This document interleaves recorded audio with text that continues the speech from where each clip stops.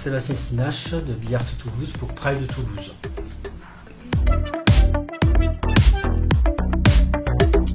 Alors Billard Toulouse est une association qui a 5 ans d'existence et qui est le résultat d'une forte envie de pouvoir travailler sur la coopération décentralisée en utilisant l'art. Donc dans des zones en difficulté économique, liées à des guerres ou autres.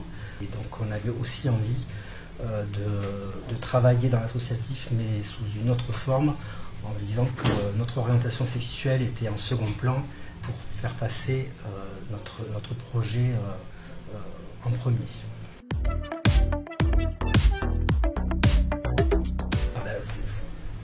C'est dans la question en fait.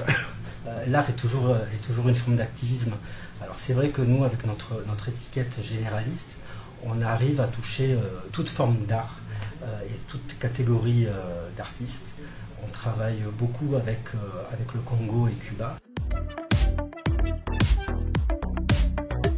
Ça a été l'arrivée à Brazzaville et où 140 artistes sont venus nous voir. C'était la première fois qu'on présentait notre projet dans un pays étranger où on allait concrètement agir, et je ne m'attendais pas du tout à ce qu'il y ait autant de personnes intéressées par le projet. Oui, le premier, c'est notre vente aux enchères, enfin. Donc elle a lieu le 11 juillet au Berzard. Nous avons une sélection d'œuvres qui nous ont été gentiment offertes par des artistes ou autres à présenter. Nous avons 50 lots et ça représente à peu près 60% du budget global de l'association. Donc j'espère que vous viendrez nombreux et nombreuses.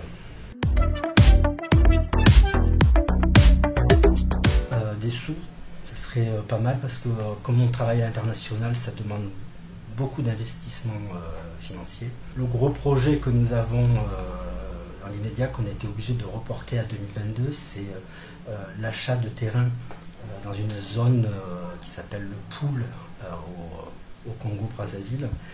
Donc acheter quelques hectares de terrain pour monter un centre d'accueil artistique qui nous permettrait de faire des rencontres artistiques entre les artistes congolais et les artistes européens ou autres, avec un architecte toulousain qui fait partie de l'association.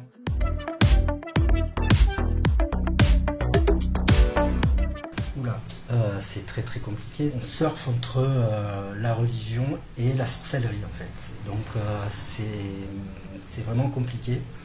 Grâce au côté art et projet professionnel d'artistes, on arrive à toucher aussi des personnes LGBT sans que ça soit pointé du doigt, parce qu'après nous on rentre en France, eux ils restent dans leur pays, et quand je dis que c'est entre la sorcellerie et la religion, il y a des exorcismes pour les personnes qui sont estampillées LGBTQI. Arriver dans un pays comme le Congo et dire je suis homo et voilà, non. C'est de pouvoir être qui je suis à cet instant T. Voilà, ça c'est ma grosse fierté.